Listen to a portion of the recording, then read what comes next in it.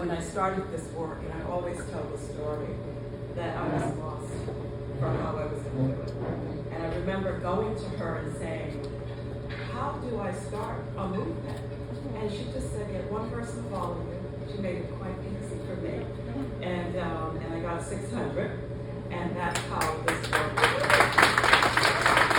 Being recognized with this award by Shirley Owens Hicks' daughter and the Urban League means more than I can even fathom or tell you, because I am an activist. You know, I was born to do this work.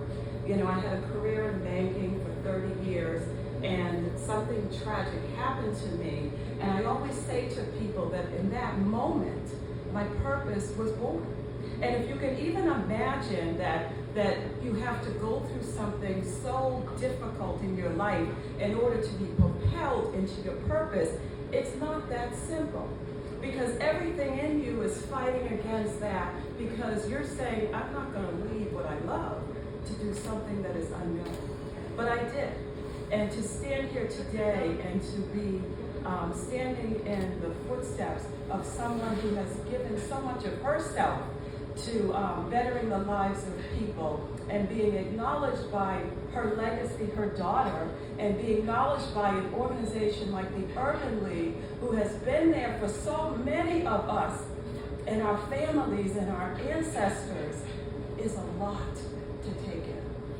So I am just deeply honored, and I am thankful for the co-chairs who saw me, because in this work sometimes we're not seen. And I remember when Rashad said, oh, we want to give you an award. I said, me? Why would you want to give me an award? And because we go unseen. And that's not because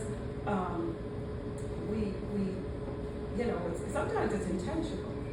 Sometimes you want to do this work and keep your head down. Sometimes you're just not looking for that recognition. You just want to get through it. And so I am deeply appreciative and deeply honored and respectful of this reward. And I just thank you for thinking of me, and I thank you for seeing me. So thank you.